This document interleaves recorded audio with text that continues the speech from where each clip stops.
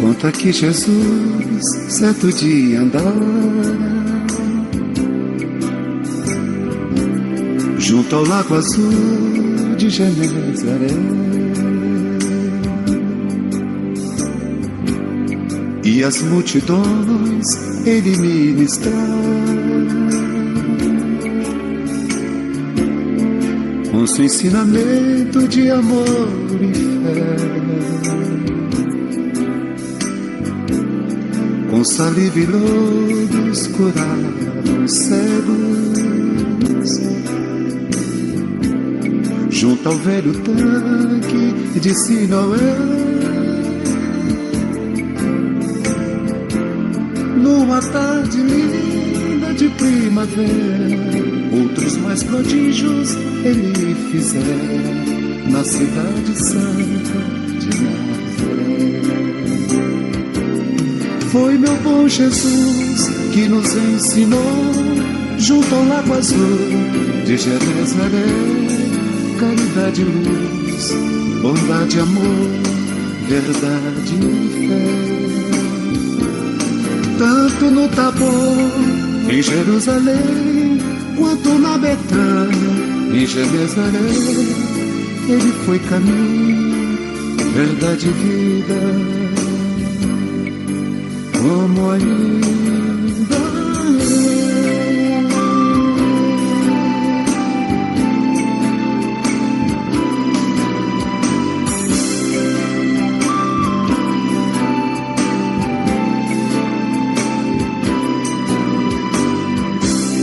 com saliva e lodos curavam cegos, junto ao velho tanque de Siloé. Numa tarde linda de primavera, outros mais prodígios ele fizera na cidade santa de Nazaré. Foi meu bom Jesus que nos ensinou, junto ao lago azul de Genezaré, caridade e luz, bondade, amor, verdade e fé. Tanto no Tabor, em Jerusalém, quanto na Betânia, em Genezaré, ele foi caminho, verdade e vida. Como ainda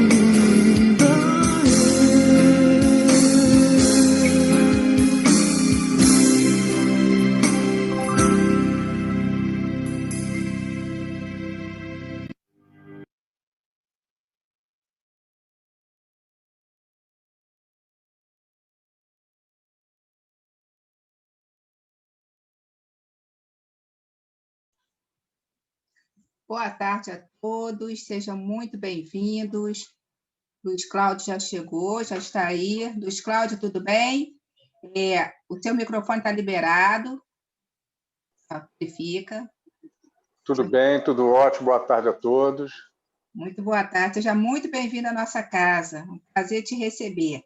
Tá? Prazer nosso e chegamos com todo o carinho do mundo. A gente sente o seu sorriso. Tem máscara. Aqui a gente pode sorrir à vontade, né? Que bom. Aqui estamos liberados. Pelo menos isso, né? Verdade. Então, sejam todos muito bem-vindos à nossa palestra de hoje. A gente está recebendo aí o Luiz Cláudio Fradique. Ele é do Grupo Espírita Paz, Amor e Renovação, tá, de Niterói. E antes de eu passar a palavra para ele e anunciar o título da palestra, a gente vai passar a palavra para a nossa amiga Marlúcia, que vai fazer a leitura de uma página do Agenda Cristã, André Luiz, que é Pode Acreditar. Eu vou compartilhar aqui com vocês. A Marlúcia vai fazer a leitura um comentário, em seguida a peça inicial, e logo depois a gente passa para o Luiz Cláudio. Marlúcia, tudo bem?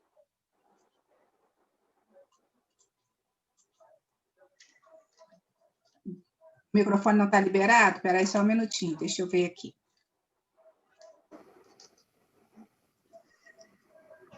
Só um minutinho. E agora, Marlúcia? Oi, boa tarde a todos. Obrigada, Adriana, não estava liberado, não. Bem-vinda, A página de hoje, de preparo, Pode Acreditar, de André Luiz. Falará você na bondade a todo instante, mas se não for bom, isso será inútil para a sua felicidade. Sua mão escreverá belas páginas, atendendo à inspiração superior. No entanto, se você não estampar a beleza delas em seu espírito, não passará de estafeta sem inteligência. Lerá maravilhosos livros, com emoção e lágrimas. Todavia, se não aplicar o que você leu, será tão somente um péssimo registrador. Cultivará convicções sinceras em matéria de fé. Entretanto, se essas convicções não servirem à sua renovação para o bem, sua mente estará resumida a um cabide de máximas religiosas. Sua capacidade de orientar disciplinará muita gente, melhorando personalidades. Contudo, se você não se disciplinar, a lei o defrontará com o mesmo rigor com que ela se utiliza de você para aprimorar os outros. Você conhecerá perfeitamente as lições para o caminho e passará ante os olhos mortais do mundo, a galeria dos heróis e dos santos. Mas se não praticar os bons ensinamentos que conhece, perante as leis divinas, recomeçará sempre o seu trabalho, e cada vez mais dificilmente. Você chamará Jesus Mestre e Senhor. Se não quiser, porém, aprender a servir com Ele, as suas palavras soarão sem qualquer sentido. André Luiz, do livro Agenda Cristã, Psicografia, Francisco Cândido Xavier. Na verdade, André Luiz, nessa página, nos chama a atenção para a importância de compreendermos o verdadeiro sentido de sermos coparticipantes dessa magnificente doutrina. Não basta que preguemos os ensinamentos do Cristo como excelentes oradores, né? Mas que estejamos envolvidos na prática das tarefas laboriosas com prazer, para que possamos ser exemplo e fonte de inspiração, pois de nada adianta apenas falarmos em bondade sem demonstrá-la, adquirir conhecimentos sem aplicá-los, orientar multidões sem se disciplinar, pois seremos cobrados adiante com o mesmo rigor que utilizamos para aprimorar os outros. É imperioso não chamarmos apenas Jesus de Mestre e Senhor, nem expor seu nome em vão, mas servi-lo sempre com amor e gratidão, contribuindo assim para o nosso progresso e daqueles que nos são próximos. Que assim seja. Pai, agradecidos estamos pelo convite que nos foi enviado para participarmos desse banquete de conhecimentos que alimentará e fortalecerá nossas almas. Abençoe nosso irmão Luiz Cláudio, intuindo durante seu estudo. Que assim seja, Pai amado, hoje e sempre, graças a Deus. Graças a Deus. Muito obrigada, então, Marlúcia. A gente vai passando a palavra, então, ao nosso amigo Luiz Cláudio Alfradique, que ele vai falar sobre a realeza de Jesus no mês em que a gente direciona nossos pensamentos aí para o Mestre Jesus. Seja muito bem-vindo, Luiz Cláudio. A palavra é sua. Muito obrigado, muito feliz, muito duplamente agradecido agradecido à casa pela oportunidade de servir e, acima de tudo, agradecido a Jesus que permite esse nosso encontro e, por que não dizer, esse nosso reencontro. Como você disse, o tema foi escolhido justamente porque nós estamos no mês do grande aniversariante, né, no mês em que a humanidade comemora o aniversário de Jesus. Lá no Evangelho de João 18, 33, em diante, encontramos o seu relato quando daquela condição em que Jesus já estava preso. E o então governador romano da Judéia, Pôncio Pilatos, manda que o traga à sua presença. E diante de Jesus, Pilatos pergunta: Tu és o rei dos judeus? E Jesus responde: Meu reino não é deste mundo. Se assim o fosse, a minha gente houvera lutado para que aqui eu não estivesse. Mas Pilatos não se satisfez com a resposta e insistiu: Mas tu és rei? E Jesus responde: Tu dizes, sou rei. Não vim a este mundo senão para trazer o meu testemunho da verdade. E todo aquele que pertence à verdade ouve a minha voz. Teria sido Jesus um rei? Depende. Depende de qual conceito desta palavra, qual o significado da palavra rei. Vamos aos dicionários e encontramos dois conceitos diferentes. O primeiro diz: são considerados reis monarcas que comandam uma faixa territorial sob suas leis e seus exércitos. Este tipo de rei, certamente Jesus não foi.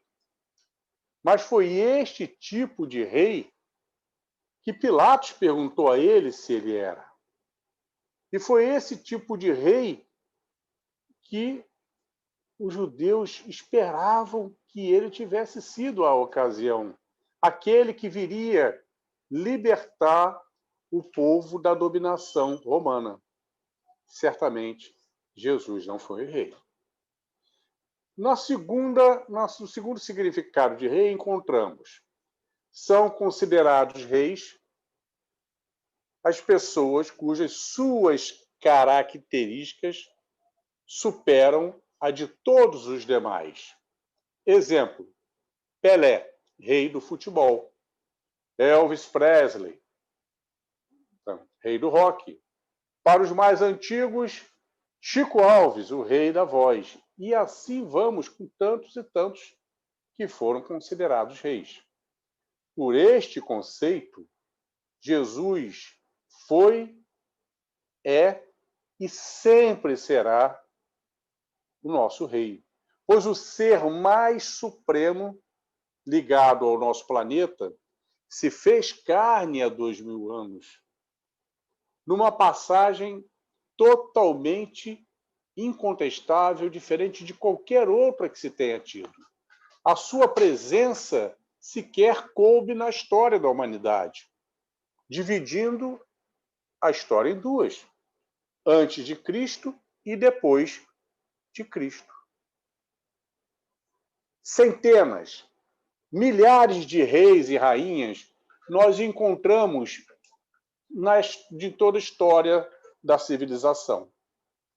No entanto, muitos deles tiveram seus nomes eternizados aí na história pelos seus feitos, bons ou maus. Outros, a grande maioria, sequer os seus nomes são lembrados. Mas nenhum deles, absolutamente nenhum deles, teve o seu reinado mantido um único minuto após a sua morte. Diz o ditado: rei morto, rei posto. A única exceção, Jesus de Nazaré. Pois, após a sua desencarnação, o seu reinado continuou. Não só continuou, como continuou num crescente permanente até os dias de hoje, transcendendo todos os séculos e séculos, e assim continuará sendo. No Livro dos Espíritos, questão 625, Allan Kardec pergunta aos venerandos: qual o tipo mais perfeito Deus dispôs à humanidade para que lhe servisse de modelo e guia? Das 1019 questões do Livro dos Espíritos, esta é a menor de todas as respostas. Uma única palavra: Jesus. A menor de todas as respostas, mas a mais absoluta de todas. Quem corrobora com esta informação é o benfeitor Emmanuel, na obra Caminho da Luz, pelas mãos maravilhosas de Chico Xavier. Emmanuel, nesta obra, vem a afirmar que Jesus, o ser mais supremo ligado ao nosso planeta, que repousam nas mãos magnânimas de Jesus a felicidade e o destino da humanidade. Que Jesus, sim, nas palavras de Emmanuel, Jesus, sim, é o governador supremo do planeta Terra, mas não apenas há 2000 anos, e sim há mais de 4 bilhões e meio de anos, data estimada da formação do planeta, pois àquela ocasião Jesus já era um espírito perfeito e participou da criação do nosso planeta. Espíritos perfeitos, espíritos puros, é o mais alto grau evolutivo que nós podemos chegar, filhos de Deus. Acima dos espíritos puros, somente o Pai. E por isso são eles os embaixadores de Deus, os que têm a tarefa de administrar, de trabalhar pela harmonia de todo o universo. Espíritos puros que atingem a felicidade plena. No entanto, tem por característica o espírito puro ser aquele que possui total e absoluta superioridade moral e intelectual sobre todas as demais ordens de espíritos. E esta sua felicidade plena não é uma felicidade contemplativa, ociosa, como se falava antigamente, repousado sob as macias nuvens ao som das harpas dos querubins. Não, muito pelo contrário. É uma felicidade dinâmica, pois os espíritos puros, eles trabalham incansavelmente para auxiliar a todas as demais ordens de espíritos que cheguem também à condição da perfeição. Este é o nosso destino. Para isso fomos criados, simples e ignorantes, destinados à perfeição. E são eles que trabalham por nós, nos auxiliando sobremaneira a que possamos, mais cedo ou mais tarde, chegarmos a essa condição. Todos chegaremos lá. Uns um pouquinho na frente, outros um pouquinho mais atrás, mas todos chegaremos lá. Mas toda realeza, ela tem as suas características. E essas características, elas vão surgindo desde a terra infância. Todos os reis têm demonstrado isso. Vamos, por exemplo, Pelé. Pelé, quando menino, ele já demonstrava algo diferente dos demais, uma habilidade, uma inteligência muscular totalmente diferente. E como ele, tantos outros considerados reis, músicos, considerados os melhores nas suas épocas, que aos 5 anos de idade já tocava uma sinfonia, por exemplo, e com Jesus, o Rei Supremo, não foi diferente. A sua realeza, desde sempre, foi mostrando os seus sinais. Aliás, teríamos que ter alguns dias de seminário para a gente tentar botar pelo menos aquelas que tivemos conhecimento. Mas pensamos aqui alguns sinais que caracterizam essa realeza de Jesus, para a gente lembrar. A começar pela própria concepção. A concepção de Jesus totalmente diferente de toda e qualquer outra concepção que tenhamos tido conhecimento. Uma concepção anunciada por um anjo. Anunciada a quem? A 2 outros anjos, Maria e José, encarnados com a missão de serem os responsáveis, pais responsáveis por Jesus na matéria. Uma concepção onde o anjo anuncia, inclusive, qual o nome que o mestre gostaria de ser chamado. Jesus. Que quer dizer, em aramaico, Salvador ou salvação. Tanto faz uma, dependendo de como se coloca na frase, tanto faz um ou outro, cabe exatamente à figura de Jesus. Um outro sinal da realeza de Jesus é o seu nascimento. O ser mais supremo que se colocou os pés materiais aqui no nosso planeta. Escolhe como local de nascimento a palha humilde de uma manjedoura num estábulo cercado de princípios espirituais, animais domésticos, filhos também do Criador. Com que objetivo? Para fincar ali, no primeiro respirar, a sua bandeira da humildade. A humildade que é a matriz de toda e qualquer virtude. Não existe virtude que se consolide sem a humildade. Façam o exercício. Mentalizem. Escolha a virtude que for. Retira dela a humildade e ela deixa de ser virtuosa. Até mesmo a caridade. A caridade sem humildade é exibição.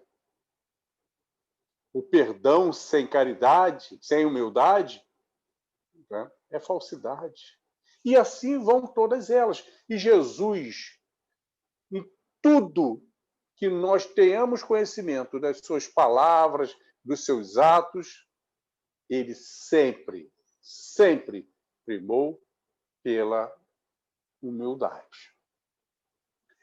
No livro Contos e Pontos, de autoria espiritual do irmão X, pelas mãos maravilhosas de Chico Xavier, o irmão X, também conhecido como Humberto de Campos, ele vem a nos lembrar que àquela época e região, há 2000 anos, havia um ritual, todas as vezes que uma criança nascia.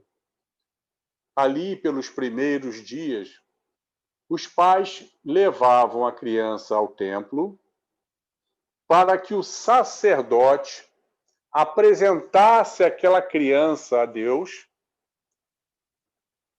e a abençoasse, em nome de Deus. Rito este que ainda hoje é praticado em muitos templos dos nossos irmãos evangélicos. Eu mesmo, eu tenho uma irmã que é evangélica e que quando a minha sobrinha nasceu, ela nos convidou para lá ir para testemunhar a apresentação, e foi exatamente assim. E nós, tanto eu quanto a amada Alice, fomos com o maior prazer, porque toda religião é boa quando se leva a sério. Assim como todas as águas de todos os rios vão ao mar, toda religião levada a sério conduz a Deus. Então, nós fomos lá fazer o nosso testemunho da apresentação. Mas Maria e José, então, cumpriram esta tradição, este ritual, e certo dia levaram Jesus ao templo.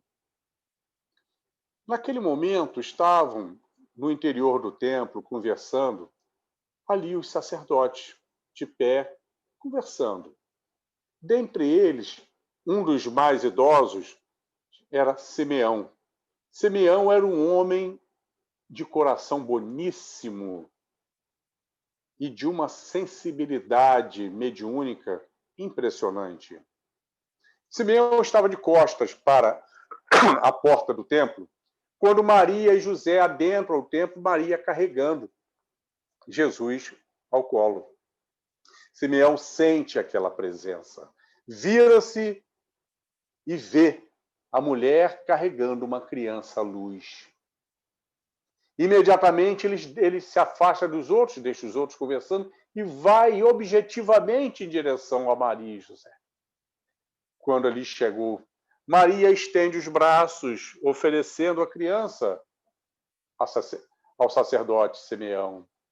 E ele, emocionadíssimo, pega aquela criança no seu colo, afasta alguns passos e começa a traçar um diálogo, ou melhor, um monólogo com aquela criança recém-nascida, onde Simeão botou para fora todas as suas emoções e angústias, dizendo: ó divino infante, finalmente tu viestes como prometido, viestes para colocar aqui entre nós o reino de Deus, apresentar o reino de nosso Pai. Mas não consigo entender, divino, por que vejo a sensibilidade mediúnica de Simeão. Ele não conhecia a criança. Não consigo entender, divino infante, por que escolheste a palha humilde para teu nascimento, onde ali não há ninguém com poder que possa te auxiliar na missão? Por que não escolheste nascer na casa dos Césares, junto ao poder, como fez Moisés, que se aproximou do faraó, onde ali, com o poder, mais facilidade teria para lutar pelo nosso povo?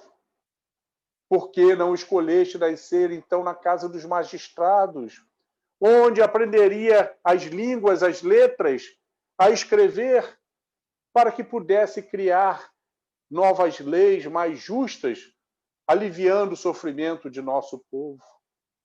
Como poderás, da palha humilde, desenvolver a oratória que supere os maiores oradores de Roma e de Atenas? Como, Senhor? A criança sorri e bate com a mãozinha no peito de Simeão.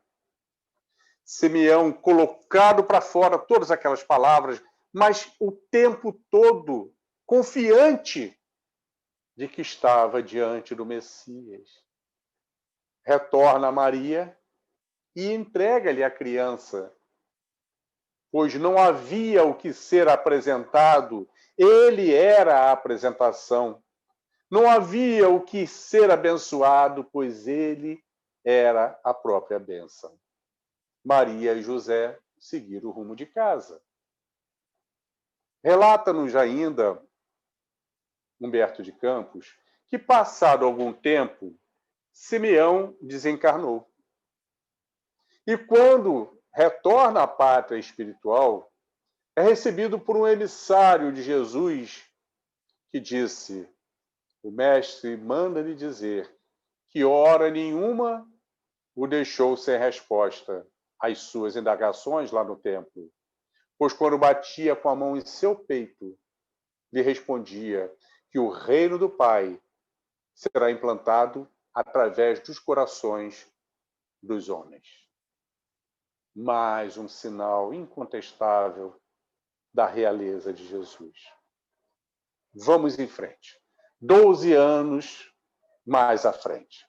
Jesus, à época, um menino de 12 anos, como todos os demais ali da aldeia. Era um final de tarde. Maria, nos seus afazeres, de repente vê os meninos chegando de suas atividades. Mas não consegue ver Jesus. E aflita, como qualquer mãe ficaria, ela se dirige a um dos meninos e pergunta: cadê Jesus? Senhora, Jesus não esteve conosco hora nenhuma esta tarde. A mãe ficou duplamente preocupada. Procurou José, informou a respeito e disse: vamos procurar Jesus. Cada um para um lado, e começa a procurar aqui e ali, acolá, até que Maria o encontra diante do templo, rodeado pelos fariseus, os doutores da lei, os homens que conheciam profundamente a lei mosaica. E ele, ao centro, estava ali, já por um par de horas, talvez, a responder todas as perguntas que lhe eram feitas sobre a lei de Moisés. Os homens estavam impressionados como podia um menino de 12 anos, sem escolaridade, ter tamanho conhecimento sobre as leis. E com mais, muitas das suas respostas os levavam a reflexões que até então não tinham tido. Maria, quando viu aquele quadro, se preocupou. Eram homens poderosos e chama por ele. Jesus, obediente, vai até a mãe e ela diz: Jesus, o que você está fazendo aqui? Não te preocupes, mãe. Estou cuidando dos assuntos de interesse do meu Pai. Mais um sinal da realeza de Jesus. E aí chegamos à fase adulta. Como dissemos há pouco, precisaríamos de muitas e muitas e muitas horas para ir mostrando cada ação única, inigualável do Mestre Jesus. Mas uma das passagens, a mim, pessoalmente, ficou muito marcado. Muito marcado porque foi o primeiro livro de romance espírita que eu li na minha adolescência. E acredito que muitos de vocês já leram há 2000 anos. Livro de autoria de Emmanuel, pelas mãos de Chico Xavier. E neste livro existe uma passagem que, para mim, assim, eu fiquei muito impressionado. Eu me vi ali enxergando aquela passagem.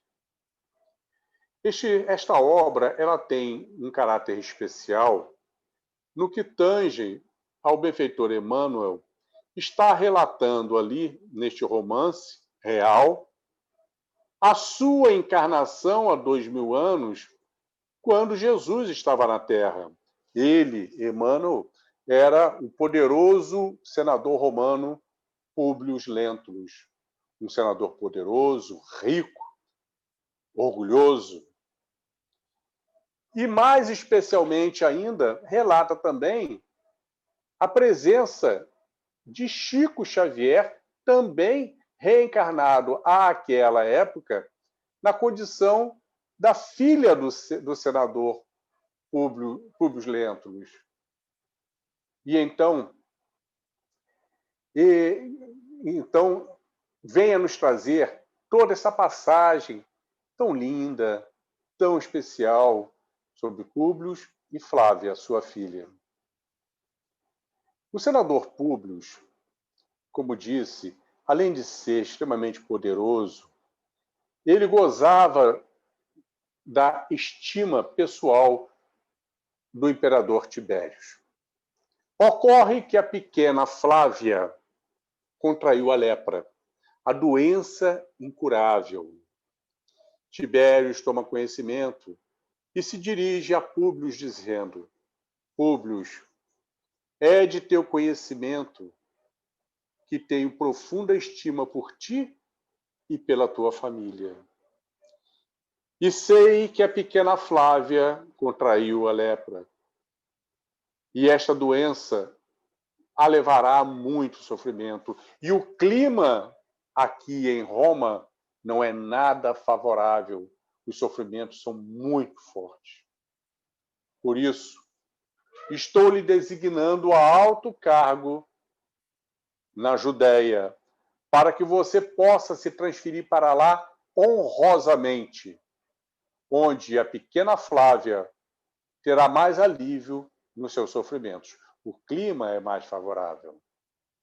O senador Públio aceita e agradece. Assim, ele se transfere com a sua família para a Judéia. Ele, a pequena Flávia, a sua amada esposa Lívia e o pequeno Marcos, recém-nascido. Lá, instalado numa bela morada, aos níveis do que ele tinha em Roma, com toda a pompa, com todo o serviçal, com tudo que o senador romano tinha direito. Lívia era uma mulher incomparável, uma mulher extremamente simples, extremamente bondosa, uma mulher ligada ao poder, esposa de um senador, mas que mantinha a simplicidade e tratava todas as pessoas igualmente. Por isso foi muito fácil, além da obediência que o serviçal haveria de ter, além da obediência, foi muito fácil ela conquistar a fidelidade e a simpatia dos servos daquela casa. Dentre eles, a serva Ana, que acaba por se transformar numa amiga, numa irmã muito especial para Lívia. E Ana conversava com Lívia sobre um determinado nazareno que pregava o amor, ensinava sempre lições de amor. Lívia se encantava com tudo aquilo que Ana lhe reportava. O quadro da pequena Flávia, aos poucos, ia se agravando. E Ana começou a relatar os milagres que o nazareno curava: cegos, aleijados, endemoniados, leprosos. Imediatamente, aquela mãe em sofrimento viu ali a oportunidade para a cura de sua pequena Flávia. Dirige-se ao esposo, dizendo: Públio, existe um nazareno que prega o amor e ele cura as doenças, já curou cegos, aleijados, leprosos. Precisamos trazê-lo aqui para curar a nossa pequena Flávia. E Públio Lentulus não acreditava em nada daquilo. Já soube deste nazareno, mas não creio e jamais permitirei que o nazareno põe os pés dentro de minha morada. Ponto final. E àquela ocasião, a voz do esposo, ainda mais senador, era ponto final mesmo. No entanto, as semanas foram passando. E o quadro de Flávia foi se agravando ao ponto de que ela não mais saía da cama. O sofrimento era de 24 horas. Lívia, desesperada, faz nova investida a Públio, dizendo: Públio, pelo amor que tendes a mim e a nossa pequena Flávia, por favor, mande vir aqui o nazareno. Nós precisamos pelo menos tentar, pois Flávia está no fim. Públio, emocionado, realmente ele amava demais a Lívia, a sua filha também, mas, sem descer do seu orgulho, disse: com uma condição, que ninguém saiba disso, além de ti. Não mandarei ninguém buscá-lo, procurarei saber como ele é e onde encontrá-lo. Irei eu mesmo buscá-lo, à noite, pois não quero que ninguém me veja em sua companhia. E assim ele fez. Procurou saber a descrição de Jesus, onde geralmente poderia encontrá-lo. E disseram que ao anoitecer, habitualmente ele estava meditando às margens do lago. Públio, descaracterizado de suas vestes, foi, ao final da tarde, em direção ao lago. Uma longa caminhada. E durante o caminho, ele pensava: mas se ele não quiser vir comigo, como poderei eu impor o meu poder de senador sem os meus guardas? Mais alguns passos, uma nova dúvida. Como poderei saber que é ele só pelas descrições? Naquela época não tinha foto. Mais alguns passos, uma outra dúvida. E se ele não falar a minha língua? Como poderei me comunicar com ele? E realmente Jesus não falava o aramaico, língua que Públio não falava. Públio falava o latim e falava o grego.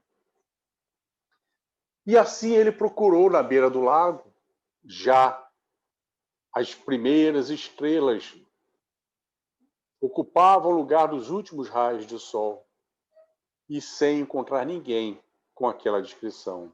Resolveu ir embora, mas exausto, resolveu sentar numa grande pedra por alguns minutos para ali descansar um pouco para a longa caminhada de volta. A noite já caída, e ele vê na penumbra da noite um vulto se aproximando. Um vulto branco. Era um homem de vestes brancas, andar sereno.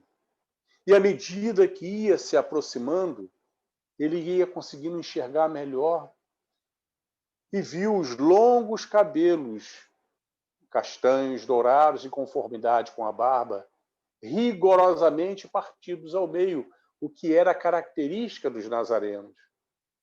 Até que aquele homem aproxima-se tanto que os seus olhares se cruzam.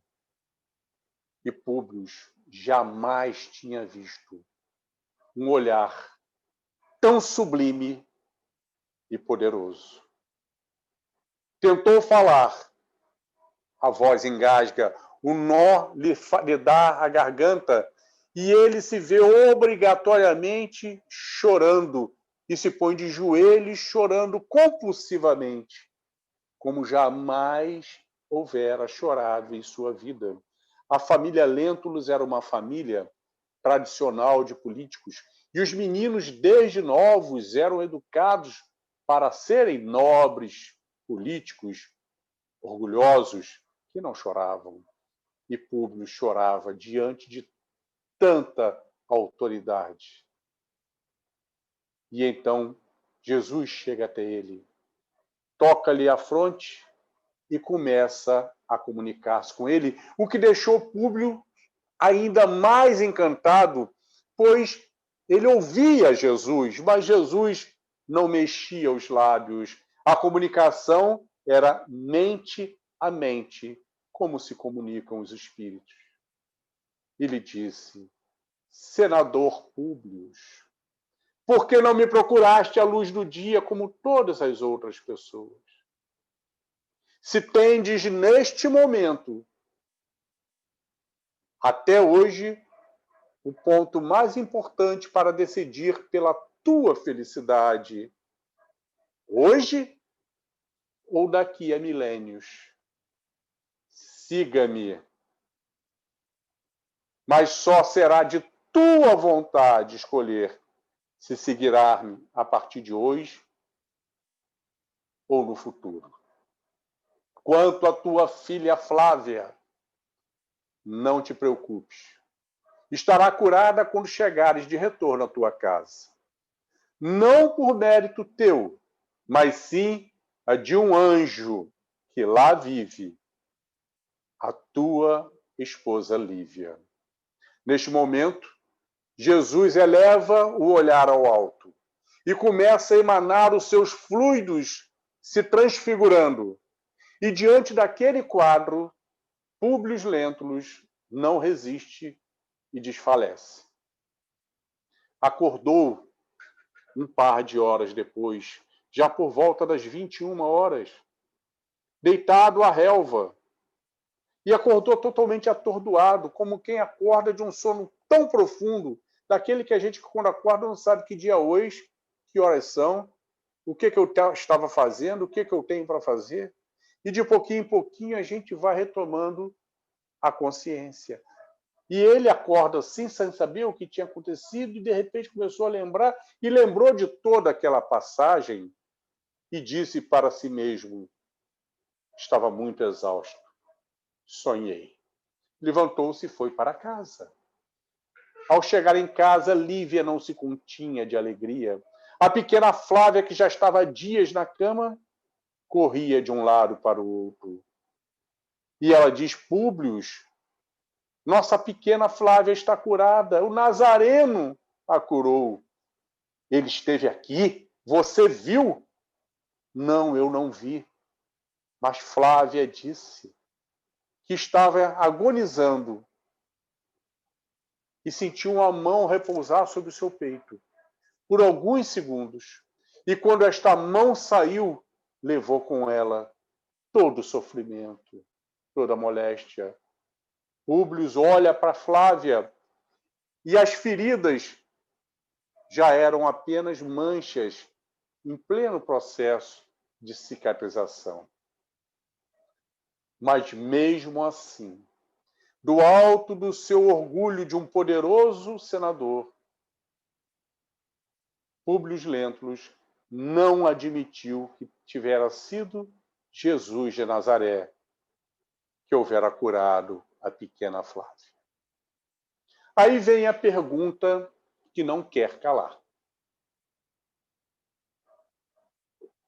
Como pôde Públio Lentulus não atender ao convite de Jesus? Siga-me, mas só será de tua vontade seguir-me hoje ou daqui a milênios. Sabemos que aquele espírito retornou tantas e tantas vezes novamente à carne, inclusive aqui no Brasil, até chegar à condição do benfeitor Emmanuel, este espírito maravilhoso que tanto se dedicou e vem contribuindo para esta doutrina de amor, com tantas e tantas obras. Emmanuel é o coordenador de todas as obras psicografadas por Chico, mesmo aquelas psicografadas pelos outros espíritos. A coordenação do trabalho Chico Xavier era o seu encargo. Como pôde ele não aceitar à época aquele convite?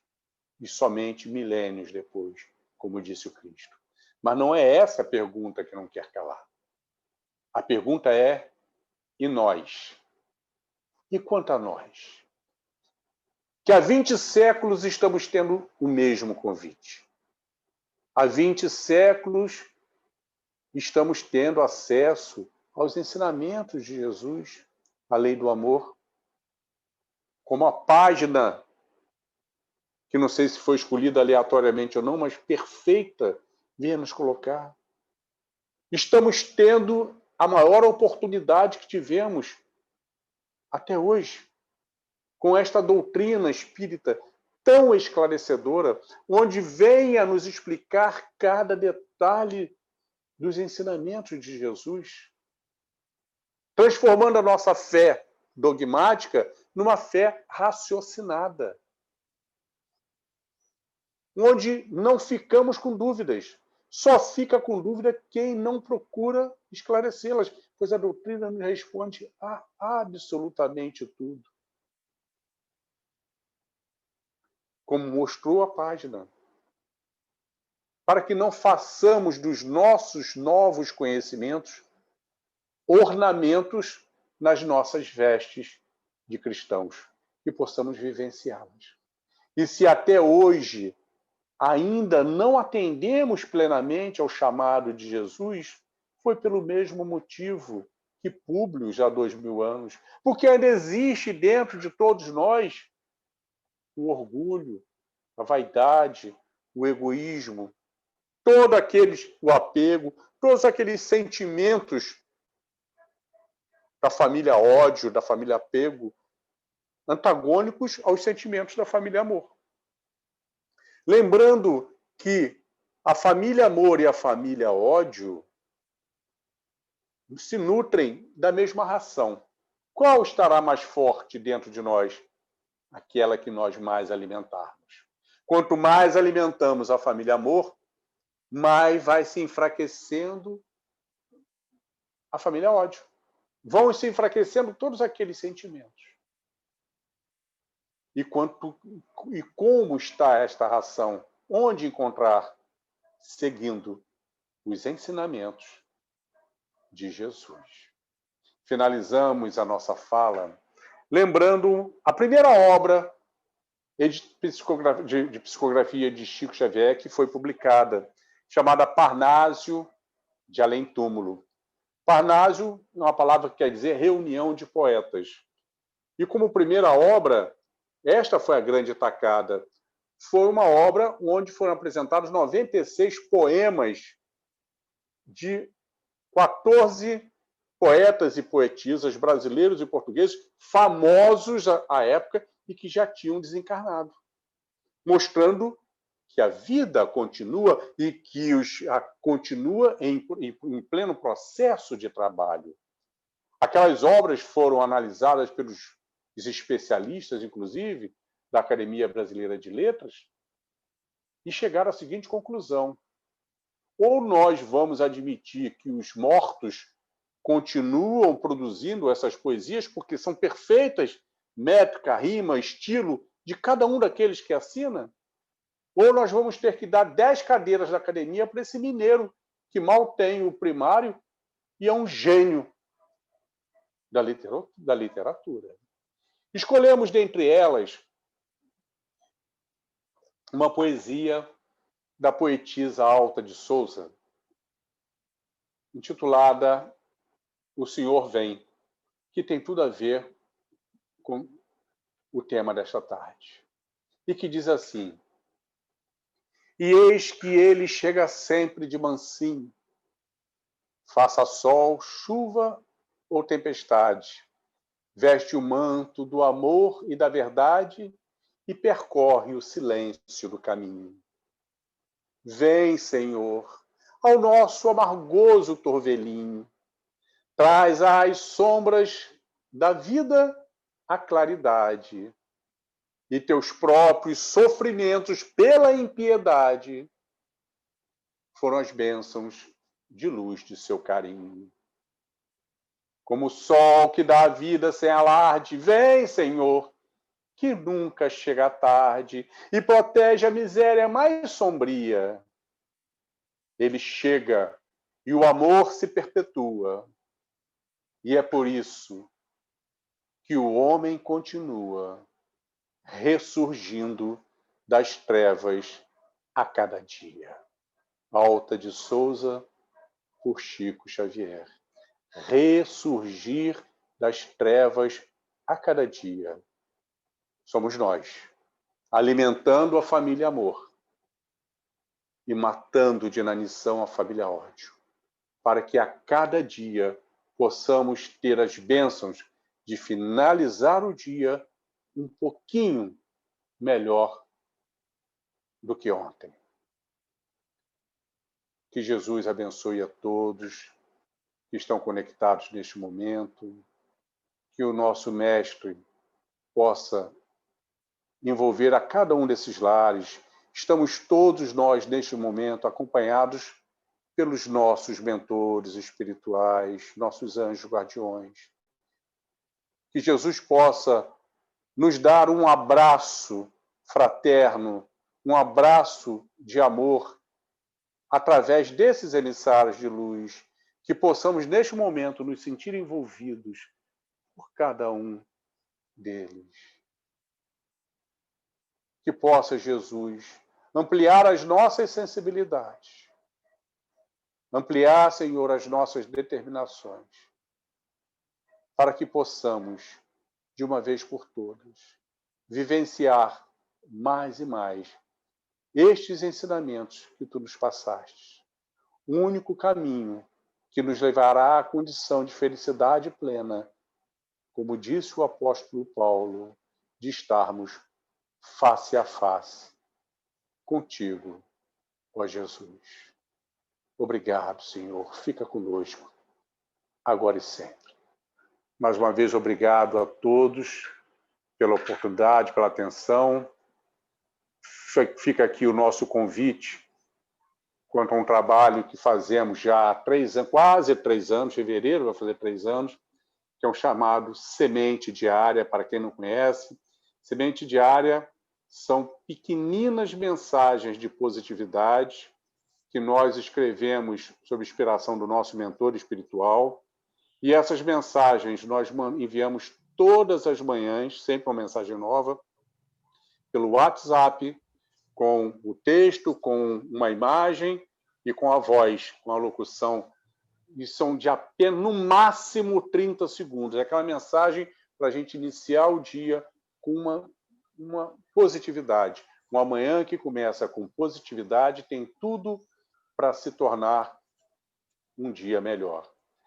Quem quiser passar a receber a semente diária, é só passar um zap para mim, tá? A casa tem o meu número, eu vou falar o número, mas quem não anotar não tem problema. Os nossos irmãos da casa têm, é só pegar com eles, passa o zap com o nome e eu incluo para passar a receber diariamente, semente diária. O número é 21 99627 8806. Muito obrigado a todos pela oportunidade. Bom Natal. Luiz Cláudio, nós é que te agradecemos imensamente pela essa linda palestra, pelo estudo que você fez sobre a vida do mestre para a gente, por terminar com Alta de Souza, um espírito que para a nossa casa é muito importante, já fizemos homenagem a ela. Que legal, que bacana. Não sabia desse detalhe. Fizemos um seminário sobre Alta e me emocionei um pouquinho, porque eu gosto muito dessa autora. Então, te agradecemos imensamente. O final da sua fala já foi uma prece, né, lindíssima, né? Mas eu vou pedir só para a gente finalizar, que a nossa amiga Marlúcia, que fez a prece inicial, possa finalizar esse nosso trabalho, essa nossa tarefa de hoje, com a prece final. Tá bom, Marlúcia?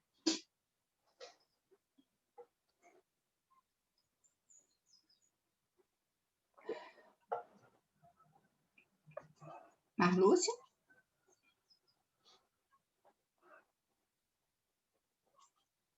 Marlúcia?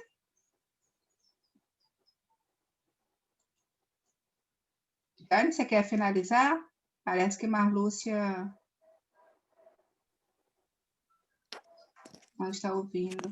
Vamos lá, então. Muito obrigado, Luiz. Muito obrigado, Luiz, por todo o carinho, por toda a alimentação que você proporcionou com o estudo, né, ao nosso espírito nessa tarde tão abençoada, tão próxima dessa data tão especial que é o Natal. Obrigado por essas vibrações de tanta tranquilidade em trazer o Cristo aos nossos corações. Então, elevemos o nosso pensamento, já muito bem alimentado pelo nosso companheiro, para dizermos assim: Jesus, com os nossos corações em festa, preenchidos com teu evangelho, preenchidos com teu amor, nós agradecemos a tua presença amiga neste ambiente socorrista, que é a palestra, que é o estudo, que nos faz refletir, que nos faz pensar. Abençoa o nosso companheiro, para que possa dar, Senhor, sempre continuidade nos teus ensinamentos através das palavras, levadas a tantos corações, a tantas mentes que se faz necessário nesta hora. E assim, que seja em nome de irmão João, de todos os guias espirituais de nossa casa, sobretudo em nome de Deus, que possamos dar por encerrada a nossa tarde e noite de estudos. Graças a Deus. Assim seja. Graças a Deus.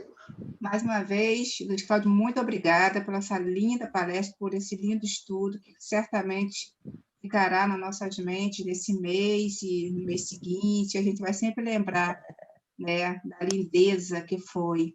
Tá? Um abraço virtual, um sorriso virtual para você, mas assim, de gratidão, muita gratidão. Delícia. Nós é que agradecemos uma vez mais. E olha, um beijãozão no coração da alma de cada um de vocês aí. Fiquem com Deus. Beijo. Vou desativar, vou permitir aqui agora para todos o microfone para dar tchau aí para o Luiz Cláudio, com muita gratidão e muito carinho.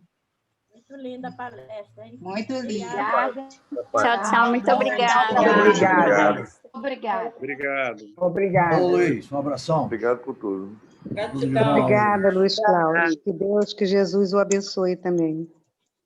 Palestra maravilhosa. Muito obrigada. Beijo, gente. Obrigada. Fiquem com Deus. Leila, Boa tarde. Leila.